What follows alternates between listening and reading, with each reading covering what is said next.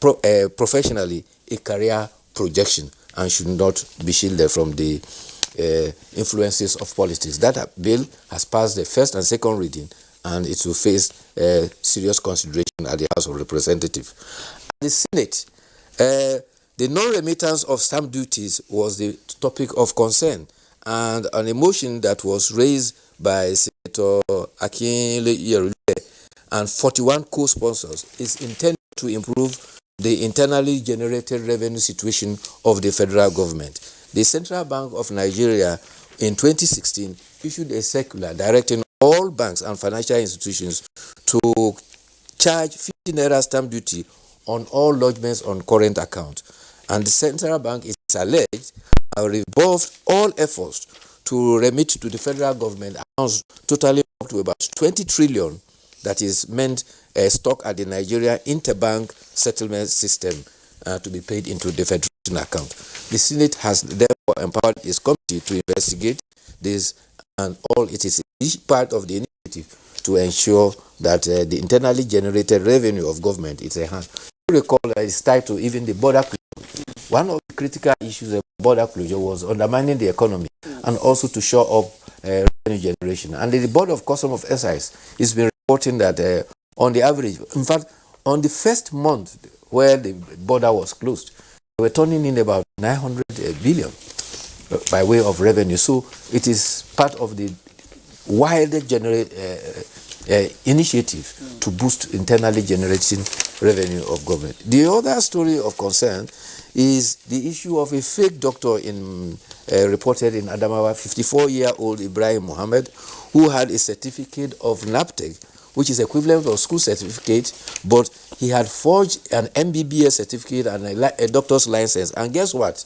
He got employed in the medical service in Adamawa State and rose to become a principal medical officer. In the process, he had conducted about 500 major and minor surgeries, including cesarean sections. And the judge was very hard on him. He said, only God can imagine the number of persons you have harmed or killed.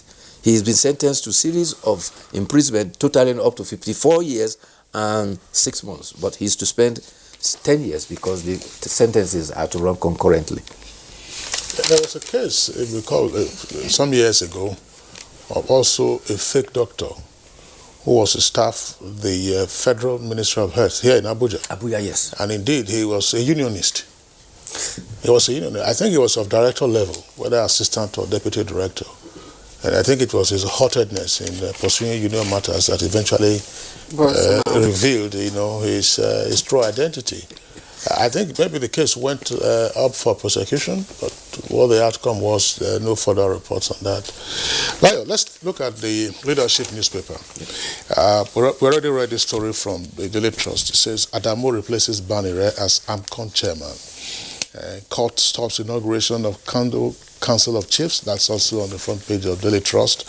6 days after passage, National Assembly yet to transmit 2020 budget to President Muhammadu Buhari. Proceeds on recess tomorrow.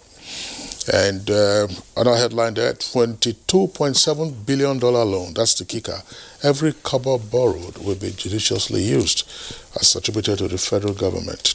Now, right at the foot of the front page, CBN to increase loan-to-deposit ratio to 70% in 2020. Kwara Assembly shuts out PDP member-elect. That's page 4. State of the Nation, Oshomole and Wike trade words at book launch. That's page 5. Oil workers back federal government on suspension of fuel supply to border towns. Page 2. Well, let's look at the issue about the budget. The concern expressed by the leadership is the fact that the National Assembly, anytime from now, is likely to go on this end-of-year break. And as far as the budget is concerned, it's been passed since last week, and the ball is now in the court of the clerk of the National Assembly, who is supposed to do the documentation and communicate the bill appropriately to the executive. But yes, there is concern because the intention is to ensure that the budget cycle, January to December, is achieved. However, that has to be done when the bill goes to the presidency, and the president will also take a look at it. He has the option to assent immediately or withdraw his assent and point out areas that he thinks the National Assembly has to look at before he will assent. If, however, that is to be the case and the National Assembly is already in session, the fear expressed by leadership is that that procedure may now be could be halted. But for purposes of national emergency and to meet that exigency, the officers of the National Assembly, they have the prerogative to recall the National Assembly to look at it if such a development comes. But between now and 31st of December, we still have ample time for the budget 2020 to still meet the January to December budget cycle. Don't forget, the 2019 budget is still running, and it's supposed to lapse up to about May or June or thereabouts. All right, so Bayo, let's quickly take our editorial for this morning. Our editorial is on the Daily Sun. It's on page 15 of the Daily Sun, and it's actually titled "The Case for Electoral Offences Commission." 3 major bills designed to facilitate our elections were tabled and passed by the 8th National Assembly but failed to win the assent of President Muhammadu Buhari. Some of them were presented to the President more than once, some more than twice. The President found reasons to decline. In some instances, he said it was due to poor drafting. In another, he felt the legislation was too close to the 2019 election and might confuse the electorate. Bayo, what's all about? Just very quickly draw attention to this human interest story. Lagos State government is to pass a law that will prohibit the keeping of dangerous pets. You recall, November 8th, there was a lion that was being kept somewhere in the Kogi, and it had to be tranquilized. And so Lagos State says that law is to protect members of the public. There's even somebody who kept a python as a pet. The python refused to eat for days. And when he took it to the vet doctor, guess what the vet doctor told him? The python is fasting to be able to accommodate the pet keeper when he was ready to swallow. So that is the danger with some of these wild pets. Now, coming back to the editorial, the Electoral Offences Commission is what has come out of the CSO's situation room and the meeting with the Independent National Electoral Commission and all stakeholders. And everybody agrees that the best solution to the impunities that have ensued from the 2019 election is to have an Electoral Offences Commission. Because as it is now, INEC is in charge of elections, but INEC, though, is responsible for security for elections by using the police. INEC cannot apprehend, and it has to be the police that apprehend. But year in, year out, whenever there is elections and there are violations of the electoral processes, apparently people get away with the violations, which is always occasioned by politicians, political thugs, and their cohorts. And therefore, the objective here is that if we have an elections petition commission's tribunal, that will be the sole responsibility of holding everybody who violates electoral processes or undermines the electoral process during the election to be held accordingly accountable. But there is a challenge here.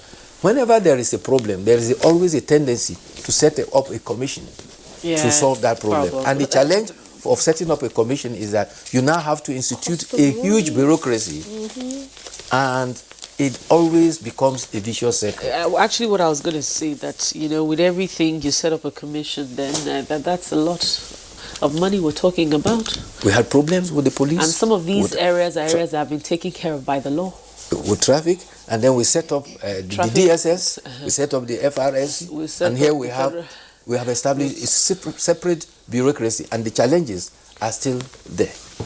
All right, Bayo, thank you very much for being with us this morning. Hopefully, we'll see you again tomorrow morning. Thank you. All right, you're watching Good Morning Nigeria on the network service of the NTA. We're taking a break now. When we come back, our focus this morning is on anti-corruption and sustainable development. We have experts here in the studio already, and they'll be speaking to the issue. So stay with us. They swore an oath to serve our fatherland and defend the people. They traded their freedom, comfortable homes, and mortgaged their lives on the battleground for our unity and peaceful living. These are the great, fearless, loyal, and committed Nigerian armed forces who risked their lives courageously to safeguard our borders. But in the line of duty, many never returned. Nigerians, Arise, let's celebrate our fallen heroes. Put on the remembrance emblem with pride to support the incapacitated and families of our fallen heroes. It is indeed befitting to honor the memory of the gallant hearts of young men who paid the supreme sacrifice to keep the country united. President Muhammadu Buhari enjoins all ministries, parastatals, religious and corporate bodies to donate generously to the Emblem Appeal Launch. Send your donations to these accounts. Account name, Emblem Appeal Launch. Account number 393-200-7526. Ecobank Nigeria PLC. Years ago, a scout was looking around Bayelsa. Luckily for me, he came to my school. And that was how my journey of becoming the next Emilo Basketball Championship MVP began. Along the path, some people tried to discourage me because I was short. But then I got to realize that it's about your heart, not about your height. Sometimes I get discouraged going for training and all that. And sometimes I trick. And that is what every person that knows where he or she is going has to do, to play along with the challenges and make sure you overcome it. I am grateful for the platform Nestle is giving to young athletes like me. My name is Regina Donano and this is my journey. Nestle, good food, good life.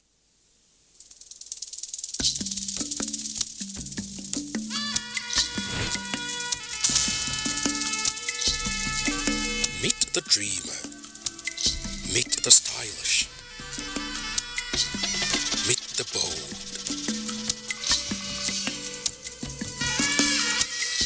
Meet the inquisitive.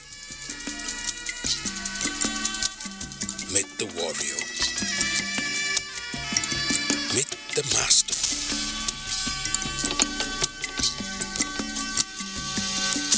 Meet the realist. The challenge is coming.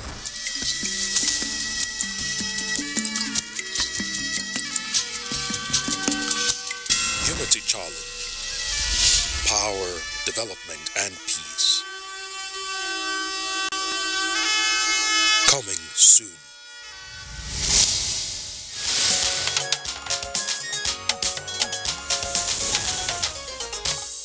Welcome back, and you're still watching Good Morning Nigeria. And earlier, as I indicated, just before the break, we're looking at anti-corruption and sustainable development. We have some of our guests sitting here in the studio already, and to set the tone for this discussion, let's take a look at this background report that has been put together by Aisha Obali, and that will set the foundation for our discussion this morning. Corruption has severe negative consequences on the development of the economy and growth in Nigeria and many countries of the world. In Nigeria, with measures such as Treasury Single Account, Bank Verification Number, and whistleblower policies, among others, put in place by the present administration, experts say significant progress has been made in the fight against corruption. Recently, the National Bureau of Statistics, in partnership with the United Nations Office on Drugs and Crime, with the support of United Kingdom, launched the 2019 report on the second survey on corruption in Nigeria. In the report, the greatest change is in relation to police officers, meaning that the share of people who paid a bribe to a police officer out of all those who had at least one contact with a police officer in the 12-month period to the 2019 survey decreased from 46 to 33%. In essence, the report admits that the fight against corruption is yielding positive results. Now, how has pervasive corruption over the years hindered development in Nigeria? What other measures can be adopted towards fighting corruption and ensuring the development of every sector in the country? Guests on Good Morning Nigeria will be providing answers to these questions and more shortly.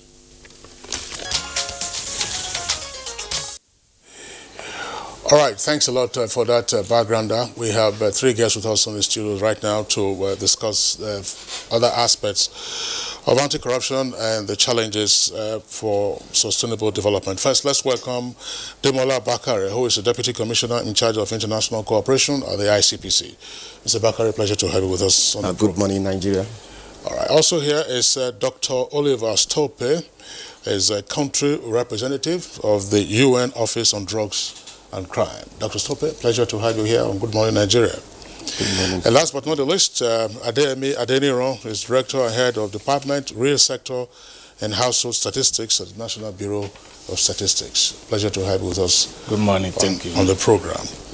Now, well, let's begin first with Dr. Oliver Stoppe, who is representing the UN Office on Drugs and Crime in Nigeria. I mean, we keep talking about corruption, the scope and extent of it, and the steps that nations and indeed multilateral agencies, bilateral cooperation can seek to achieve by scaling down, if not altogether eliminating corruption. But it appears to be an intractable challenge, particularly in the developing world. Why is this so?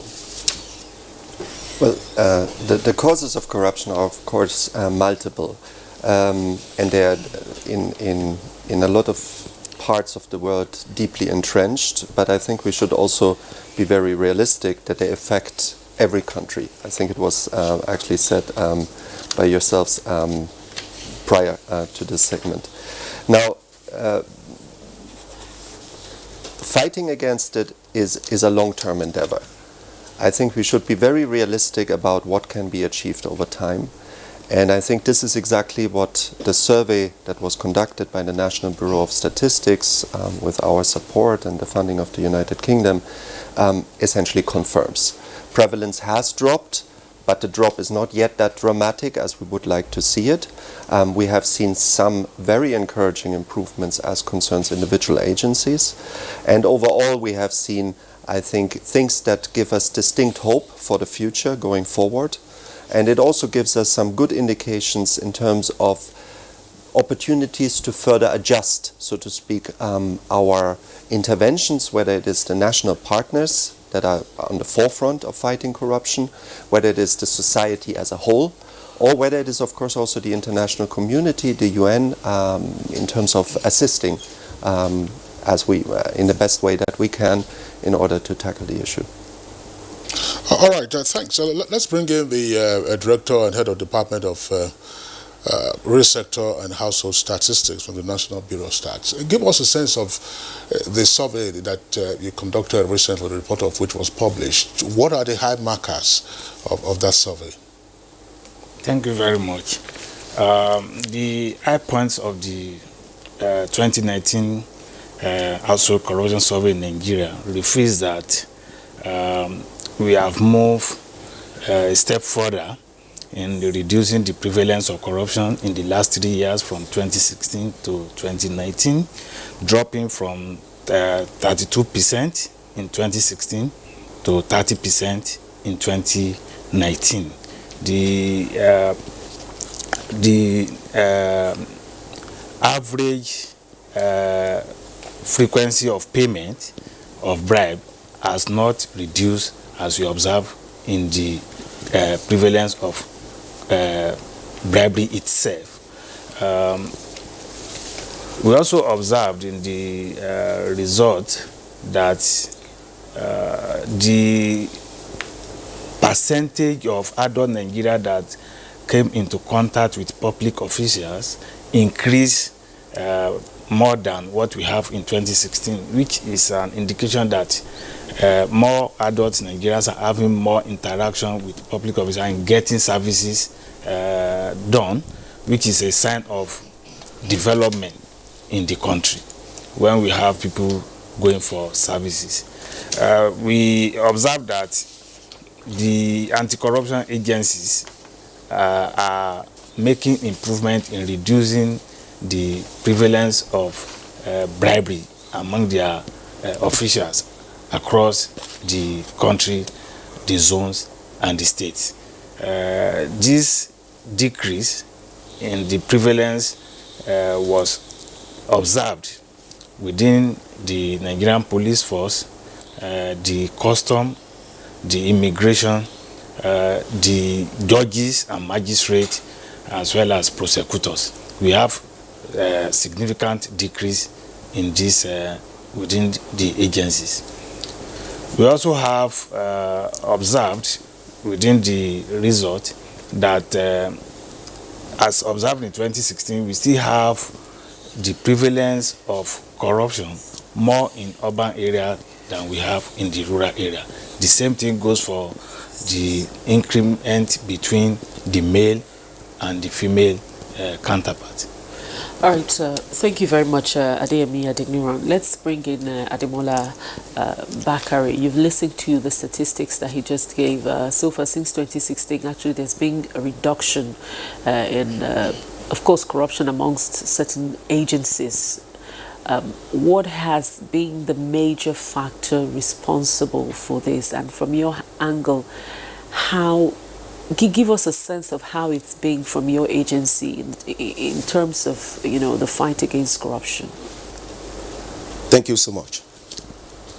What Oliver said earlier on is that the improvement is not as dramatic as we would have wanted, but it gives a sense of hope that, at least we are moving forward, not backward, in the anti-corruption crusade.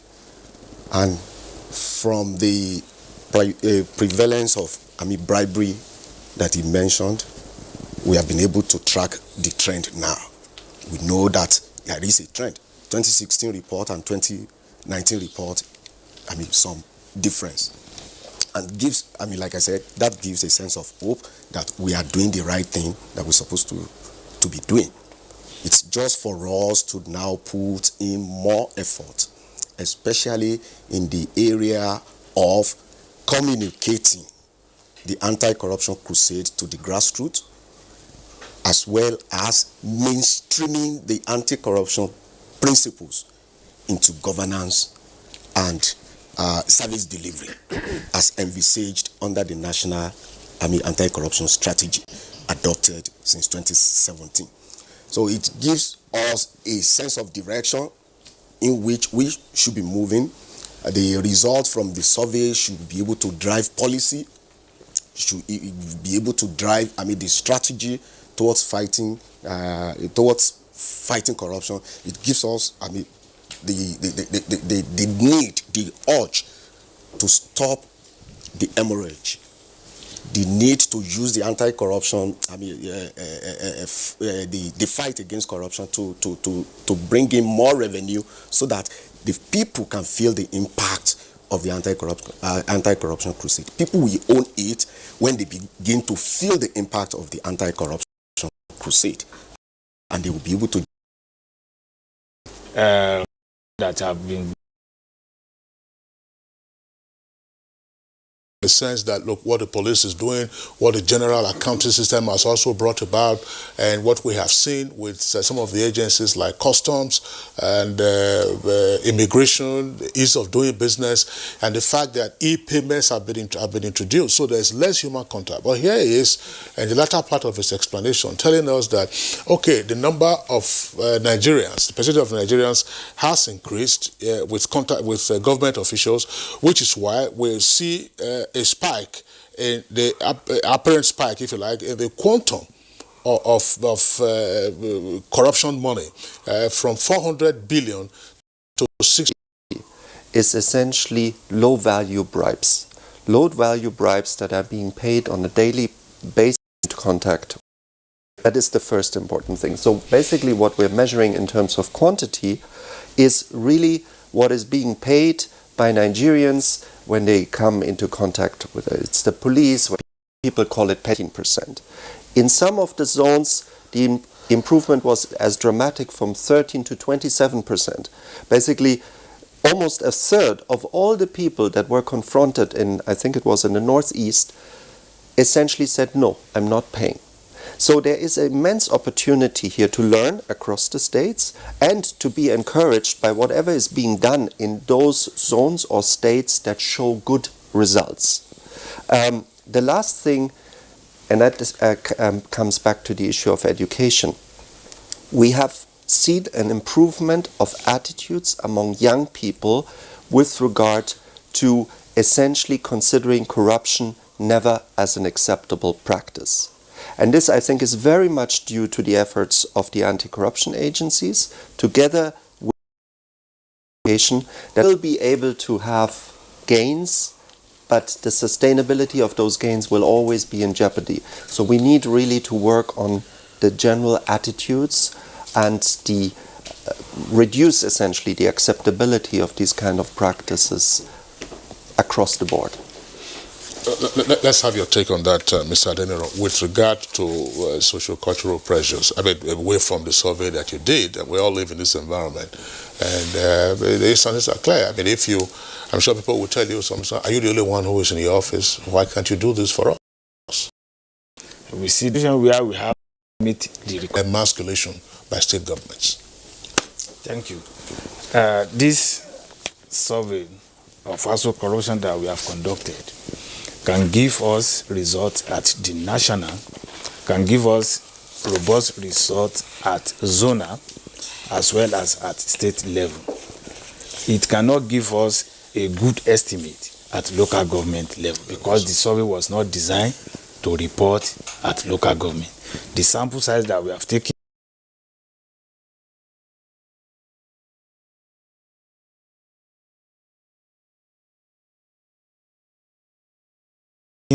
is only to give us a good estimate at state level, zonal level, as well as national. If you have to do at report at local government, then we have to almost double the sample size that we have, and that has a lot of cost implication for the country. And this is why we are saying, for us to be able to evident way for the average citizen. I think the focus has been very rightly and very strongly on reducing opportunities and pursuing large-scale corruption. I think we have seen some very encouraging high-level convictions recently. We have seen stiff penalties being imposed. We have seen very important strategic changes like the single treasury account and so on that have really reduced these opportunities, have tackled that large-scale corruption. But as I said before,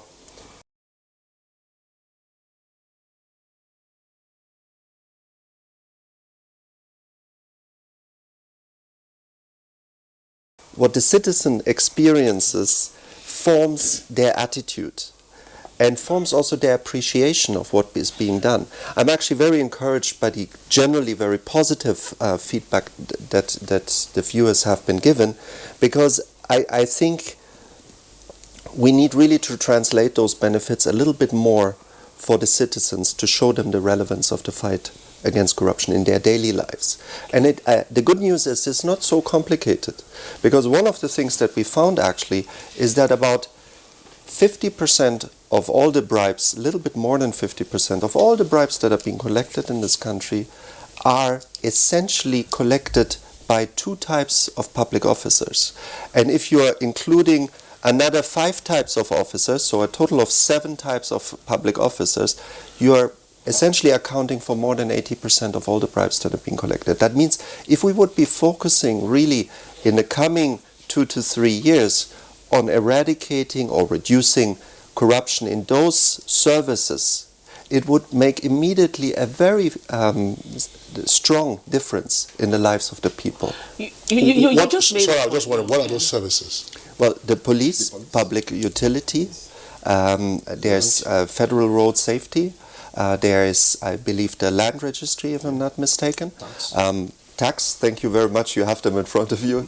So these are the kind of services that have high contact rates, comparatively high contact rates with citizens, and that is of course important because, for example, there are services like the magistracy where it is very important for other reasons to fight corruption, but in terms of the contact rates, the relevance for the life of the citizens, it's health, it's education, it's security. That is the type of services they come into contact with. I was going to ask Bakari, because Dr. Oliver Stolpe just made a very important point, and that's translating the gains of the corruption fight to the average Nigerian so that they can see how important it is, what has been done so far. How do we translate that?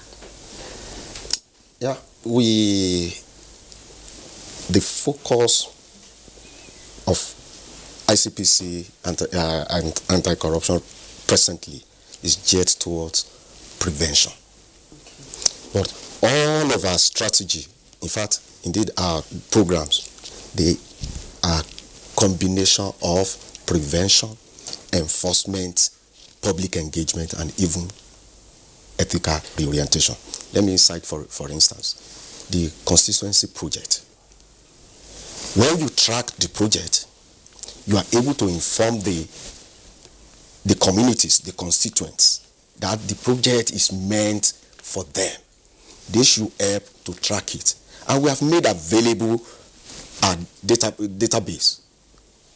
We have hotline that people can call in to ICPC and get information with regards to the constituency project in their constituents. What's the hotline? The hotline 0800 2255 4272. We'll see if we can scroll that. That's because someone asked the question earlier. I said, how can the EFCC and ICPC enforce MDAs to comply with their Transparency Treasury portal recently launched by the government? And how can Nigerians track budget spending published by MDAs on their portals and report suspicious spendings to the ICPC or EFCC? That's from Ibrahim Moduaji. So this particular hotline, 24 hours. Okay. People can get information. People can give us intelligence.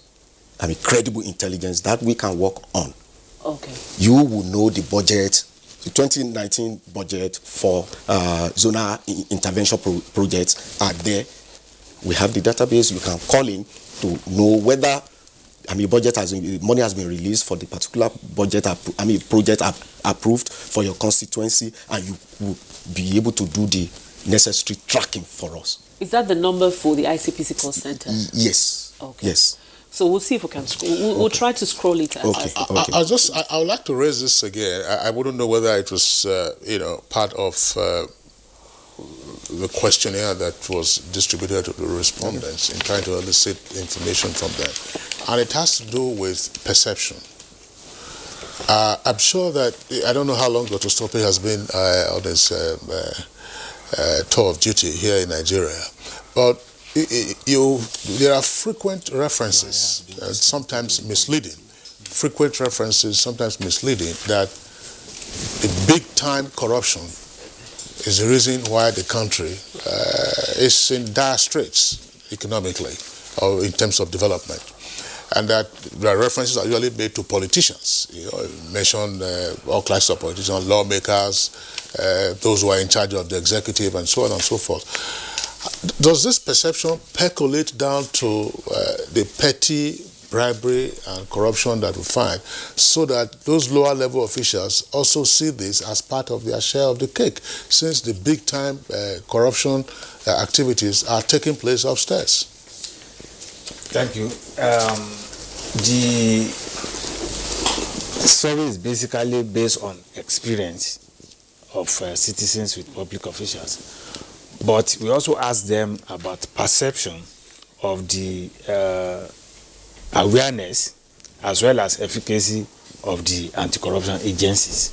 And in the result, we observe that the awareness about police is high, EFCC is high, ICPC has high awareness. But among the three, let me just take these three, EFCC and ICPC, when it comes to effectiveness, people believe that they are more effective in their operation than the percentage that we have for the police. So police has high awareness in terms of people knowing about them and what they do, but in terms of being effective in performing their duties, they have very low percentage in that, compared with EFCC and ICPC that has high percentage of people that they say that they are effective. So I'm afraid that doesn't quite address the question that I raised. Maybe Bakare may come in here. We're just talking about why would a person receive a bribe from you to do his job, That's the perception I'm talking about. That public officer who sits there and then collects a bribe to do a job for which he's paid, which is the petty bribery that we're talking about, or a law enforcement officer who is on the beat to say, look, enforce the law rather than enrich yourself. Was the question raised, to say, look, okay, maybe the officer is thinking, look, since, I'm sorry, this is not intended to cast a slur on the lawmakers, but they mentioned all kinds of salaries and allowances that they get, that is where all the money is going to. They don't, they do not, does that petty official, that small-time official, see that as a justification for collecting the bribe? There is tendency for people to justify whatever action they take, quite all right. It doesn't mean that the justification is okay. And I don't think that the survey actually covered that. I raised this because ICPC, you talked about enlightenment, ethical reorientation, and that's why I framed it as a perception issue. Because the perception is not generally correct that every politician is corrupt, that every lawmaker is corrupt, that every governor is corrupt. But when you have that kind of widespread perception, then the lower level bribe takers will say, look, why not? Why not? This is my own... It could be part of what may likely add to the next round of the survey to find out from the people that are experiencing this, what are the perception that they have that made this public official to be asking them to pay from their own perspective. It will not be easy to collect the data from the public official themselves to say, why are you collecting bribe from these people? But the people that are paying may be able to give us information on, because they interact before the bribes were paid. So they may be able to give us information on why they are demanding this bribe. So we may include it in the next edition. But presently, we don't have information. But because Kingsley, you're absolutely right. Because just as you said now, you might not be able to get the public official, but if you go on the street, you ask the average Nigerian, why would you collect bribe, or would you collect bribe? Yes, some people will tell you I would, and some of the reasons they'll give to you is, look, what I'm collecting is nothing as compared to that politician who's up there, who's collecting so much for doing nothing. For doing nothing. So those are some of the issues. I think you can frame. In the survey, you can frame your question. Yes, it might not really be the public official himself. Yes, because that's the perception you would get likely on the streets. If you ask the average person on the street why you would collect bribe, they'll tell you because of the public official. And I think why that is a problem of attitude is equally the problem of what we communicate through our actions.